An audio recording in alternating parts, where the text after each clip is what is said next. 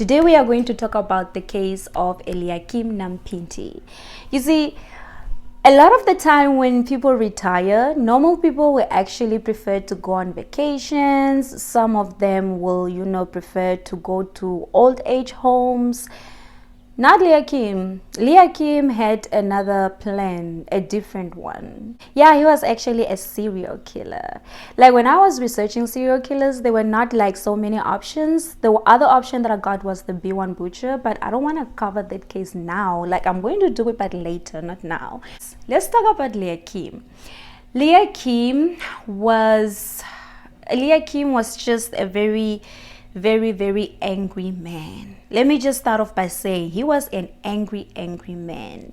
ELIAKIM was married. He had a wife, and ELIAKIM had 8 children.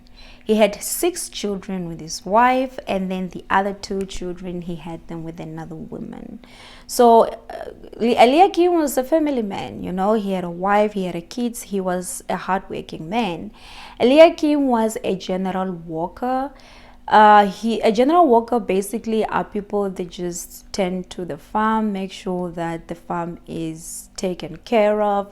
Those are what we call general workers. And ELIAKIM was earning right about 380 Namibian dollars per month. That is how much he was earning at this job.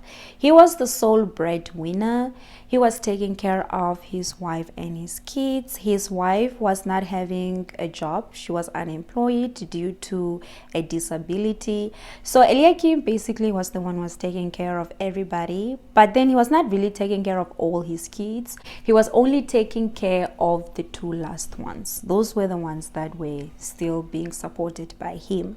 We are in March 1983. ELIAKIM is working on a specific farm. I could not find the name of this farm, but he was working on this farm, and then he got into a quarrel with another or a fellow farm worker. As to what caused the quarrel, I couldn't also get information on that. So let's just say it was not a peaceful one, or it was not a small one, because what ELIAKIM does is he got so angry that he goes into the house, like he goes inside the house. Once he was inside the house, he went and grabbed a knife. He went out, and then he went and stabbed his fellow worker multiple times. Like he just did it. Like there was no reason, there was no like a huge reason to do it, but he just decided to just do it because, like I said, ELIAKIM was a very angry man. That's just what he was. His solution was just violence. So now this co-worker of his is dead. Somebody calls the police. The police comes to the farm. ELIAKIM is arrested. He is arrested, apprehended, and then he is sent over to prison. There he is sentenced to, you guys will not guess, he is sentenced to only 3 years in prison. Yeah, that is all he got. He got 3 years in prison.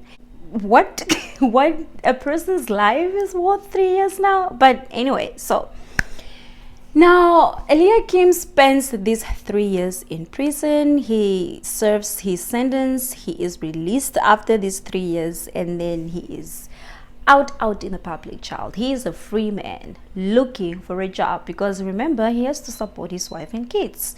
So he goes and look for a job, and he finds a job on another farm. ELIAKIM is just lucky. He's very lucky when it comes to jobs, that I can say. So he gets another job on this farm, and when he gets there, he also gets another fellow co-worker, because there's no job that you can work alone. There's always going to be co-workers. That's just it. He gets another job with another co-worker, and they just like how people stay together when you're close, there will always be arguments and quarrels, isn't it? The thing is, ELIAKIM just didn't really take well to quarrels and arguments. So again, like the previous victim, he gets into a quarrel with this one. it got heated. He went inside the house, he grabbed a hoe, he went over to the co-worker, and then he just proceeded to stab his co-worker like multiple times. And then the wounds were fatal to the point whereby the co-worker did not actually make it, and then he passed on. ELIAKIM has a pattern. He has a pattern. He gets triggered, and then once he gets triggered, he looks for the sharpest object he can find, and this is the object that he uses to attack his victims. That's just what his method was, right? Doesn't try to flee. He waits for the police to come. The police come, they apprehended him, they handcuffed him, and then he is taken to jail. So this happened in Omsati. This is where it happened. He is taken down to prison. He is given his sentences, and this time he is sentenced to 13 years in prison. Are we serious? Are we seriously giving this man 13 years as a repeat offender? He is doing this for the second time. But that is what he got. He got 13 years in prison, which he did not even serve in full. He was actually given 13 years, which were underwhelming in the first place, and then in these 13 years he only served 8. Only 8. He only served 8 of those 13 years, and then he was what? He was out again into society. ELIAKIM gets another job at another farm. This farm's name was Onzerast. I don't know, but I will put it on the screen so that you guys can see it. So he gets a job at this farm. This time ELIAKIM knows that the crimes that he has committed are a little bit too much, so he decided that he's going to conceal his identity. He's going to hide his identity. He's not going to tell people who he really is, which is exactly what he does. He does not tell people who he is. He hides his identity, and he decides to call himself Paulus. So we are not going to call him Paulus, ne? We are not going to call him that throughout this whole story. We are just going to stick to ELIAKIM. Forget Paulus. We are not doing that. So he has changed his name. He gets to this farm, and then on this farm he meets another Paulus. It was Maria Cooper, Alfred, as well as Paulus Friedrichs. So the three of them stayed together. So on the fateful day, the day where these events happened, the three of them went shopping. They went to Marindal to go buy their things. I'm guessing it was payday. They decided to treat themselves on a little shopping spree, right? So they go to Marindal, they do their shopping, and they have a nice day. And then the three of them decide to drive back to the farm. They get to the farm around 10 o'clock in the evening. We're just like, offloading the things from the car, packing the things inside the house. Meanwhile, they were busy. This is when ELIAKIM comes over for a visit. So ELIAKIM, when he gets to the house, he gets inside the room, like one of the bedrooms where Maria Cooper slept in. He gets into the room. He finds Maria and Paul having a drink. They were drinking tombo. For those of you who don't know what tombo is a mixture of water, brown sugar, sorghum, and yeast. These things are mixed together, and then they are put in an airtight closed container, and then they are left, or this container is left somewhere to just stand there and ferment for a while, probably or preferably overnight, and then you can have it, you can enjoy it. It's best served chilled, and it tastes more like ginger. Anyway, let's get back to the story. So they were having a little tombo, they're having a good night, you understand? And then this man, ELIAKIM, storms in, disturbs their evening, and then he's like, I want some of that tombo you are having. I want it. I want to drink it. Can I have some? You know what? I don't think he actually asked in a nice way. But anyway, Maria and Paul were like, no, you cannot have some, because we don't usually drink together and we are not about to start now. So yeah, no, it's not happening. Good night. I don't think ELIAKIM likes to be told no. I think that is also like one of his triggers. But he goes out, like he goes storming out of the house, and then he comes back a few moments later. He comes back holding a knife, and then he storms into the house, approaches Paul, grabbed him by the collar, pinned him against the wall, and then used the other free hand that he was having, because the hand was having, it was not free, he was carrying a knife, and then he used this knife to stab Paul multiple times. Like he was stabbed once in the head, and then he was stabbed in the chest and abdomen area. ELIAKIM just wants to kill. Like he just wants his victims to just die, you understand? Not to cause them or not to scare them or any of those things. He just wants them to die. By some miracle, Paul manages to get away from him, and he manages to run out of the house, right? So he runs out of the house, and he is running straight to their employer's house. Their employer's name was or is Poppy.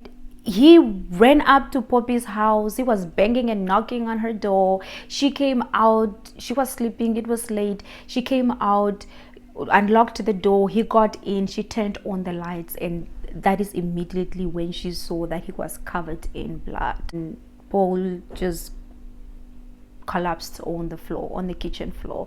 So at this point, Maria had followed, so Maria was also inside the house. Poppy and Maria immediately, when he collapsed, got to work. They got towels, they got everything that they got to try and stop the bleeding so that he doesn't bleed that much. Hans came with a buggy. He got the buggy, and then they got Paul into the car, and then they drove off to the hospital in Marental. Once they got to Marental, unfortunately, this is where they are informed that Paul did not make it. He actually passed on. So this is victim number 3 at this point. And ELIAKIM, he did not try to flee as per usual. He was found on the farm the next day by the police officers. He was arrested, and then he was sent off to prison. This time around, ELIAKIM was not sentenced. What happened was he was granted bail. Now guys, you're not going to believe this, but can you guess how much was the bail money? Like I read in one of the newspaper reports that it was actually $200. I was like, what? Are these people serious? Are they feeling sorry for the man? So he was given bail, and he went out on bail. The court set a date for the trial, which he did not turn up because he decided to go on the run. And you know, the police officers sent a warrant of arrest after him. They were like, if you see this man, bring him to us. You know, that's what the police were telling the people. He went to another farm, and he did what? You guessed it, he got another job. He got another job as a general worker tending to the farm. This is where, unfortunately, he met Annette. This is why I always tell people that when I meet somebody that I like, that I feel like is a potential boyfriend, I always do a background check on him. You can never know with these men. These men are just... So he meets Annette, and Annette had 2 children. She had an 18-year-old boy as well as an 11-year-old baby girl. But the 18-year-old boy was not living with her. He was living like on another farm. She was currently staying with her baby daughter, Rosalia. ELIAKIM, he gives them another fake name. This time, his name is Moses. At first, he was Paulus. Now he's Moses. He changed his name again. Annette falls in love with Moses. This is a man that she likes. This is a man that she wants to start something serious with, because it was even reported that they will actually sleep over at each other's houses. Annette stayed in a 1-bedroom house, so every time Moses will visit, okay, we are not going to call him Moses, we are going to call him ELIAKIM, just to avoid the confusion. So every time ELIAKIM will come visit, you know, Rosalia will actually go over to the neighbor's house to go sleep there. So that was like the arrangement at the time. One night, I'm guessing they're at home, and they have decided that, you know what, let's just, you know, go out and just have a few drinks, have a few beers, have a good time, and then come back home and come sleep. And that is exactly what they do. They go out partying, they go out to bars, They go out clubbing, you understand? Now the thing is, when they went out clubbing, they took little Rosalia with them. I don't know why though. Maybe they couldn't find a babysitter, but they did. But then the people, you know, the eyewitnesses, they actually testified that they did not see Rosalia drinking. She was just there with her mom. So, you know, that's a good thing, I guess. I don't know. They're having a good time, and then after the night was over, they were like, okay, the bars are closing, let's go home. We're not ready to end the night. They buy a few more drinks, and then they take these drinks back home with them to go continue with their night. When they were out clubbing, they met Roy Nasi. Roy Nasi is a very close friend of Annette. He is her friend. He is not ELIAKIM's friend. He is friends with Annette. So they met with Roy Nasi, and then they were clapping and having a good time with him. When it was time to go home, they decided that, okay, they met with Roy Nasi, and then they were clapping and having a good time with him. When it was time to go home, they decided that, okay, Roy Nasi is coming with us. You know, we are not done having a good time. Let's just go home and continue. And let's just let Roy Nasi come with us. So that is what he did. He came with them, and then they were all, you know, they all went home, the four of them, Rosalia, Roy Nasi, ELIAKIM, as well as Annette. Once they got home, however, ELIAKIM had other plans of his own. He sent Roy Nasi to go get fire from the inside to the outside. The fire was lit inside because it was cold, and they were using it as a heater to, you know, heat up the room. Once that was done, they had to take the fire outside, right?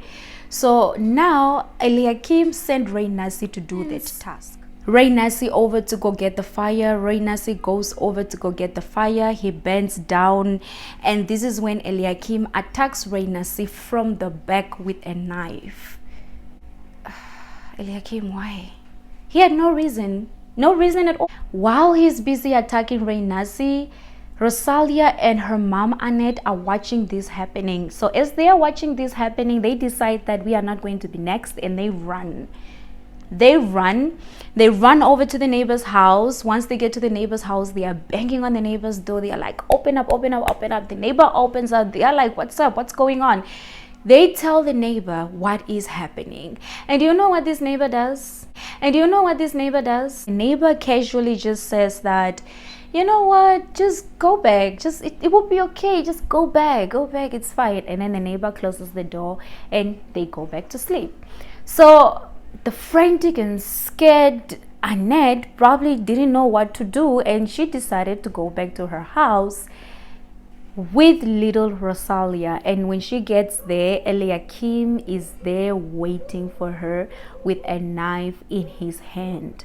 He goes over to her, he grabs her by the neck, he pins her against the wall, and it was reported that he stabbed her on top here on the heart. He stabbed her again underneath that same spot. This time he did not actually pull out the knife. He dragged the knife from one end to the next. So he dragged the knife from the left to the right. Annette's insides came out.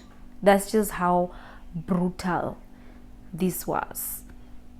After he was done, he dragged her body into the bedroom, and then he put her on the bed and he left her there. Little Rosalia was watching all this happening, and when she saw what was happening, she ran over to the neighbor's house, whereby she went to go report what was happening. And then the neighbors just sprung into action. They called the cops. The cops came by,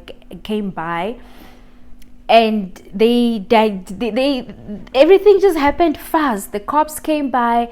They went over to Annette's house to go see what was happening, and this is where they discovered the crime scene. This is what was found at the crime scene. Annette was found lying on the bed. She was screaming in agonizing pain, and she was still alive. I can't even begin to imagine the pain that she was in. There was blood everywhere. They tried to help her. They tried to resuscitate her. She was losing so much blood. She was losing consciousness. they were just trying to help her. The ambulance came, and the ambulance took Annette, and then they drove over to the hospital. In the meantime, they also discover ELIAKIM. He basically just handed himself over to the police. He did not put up any fight. He was like, here I am, arrest me, take me. They arrest ELIAKIM, and he shows them the weapon that he used, the knife that he used on both of them, Reynasi and Annette. He gives it to the police. He hands it over to the police. He is arrested, and he is taken over to jail. This is where they discover, all his previous crimes and what he did, and the many opportunities that he got, the way he got away with what he got away with, and all this. This is when he is now sentenced properly. So for the murder of Paul Friedrichs, remember that he ran when he was granted bail? Yeah, for that murder, he got 20 years in prison. For the murder of Annette, his girlfriend, he got 35 years in prison. He got 35 years in prison for the murder of Annette. And for the attempted murder of Reynasi, he only got like 6 years. And then these 6 years were apparently mixed with the 20 years, integrated together. I don't know these legal things. There was just a lot of terms going on. I couldn't just, but something like that. So in total, he got 55 years in prison without any possibility of parole, meaning he's not going to get out anytime soon. A lot could have been avoided if only they did not give him those 3 years. Those 3 years, the ones that he got at the beginning, I feel like were just like the cost of it all. Maybe if they would have like given him, I don't know, maybe like 20 years, he would have learned his lesson. Not only just learning his lesson, he would have been old too, so he wouldn't have been like physically able to be doing the things that he was busy doing, because he was like old. Do you get where I'm going? I say, I'm not blaming anybody, but I'm just like, I don't know, justice system, I don't know, it kind of just fucked up here, a little bit. If you had stuck around until now, I deserve a like. I just deserve a like my video, share, tell your friends, tell a friend to tell a friend. I know y'all have like friends who like true crime. Show them my channel, okay? Pluck a girl, pluck a boy, I don't know, do something. For those of you who are returning, once again, thank you for choosing me once again. For those of you who are new, I hope you stick and you stay, because where else would you rather be than here? Exactly. Okay, so without wasting any time, I hate goodbyes, but anyway, I gotta go, so bye.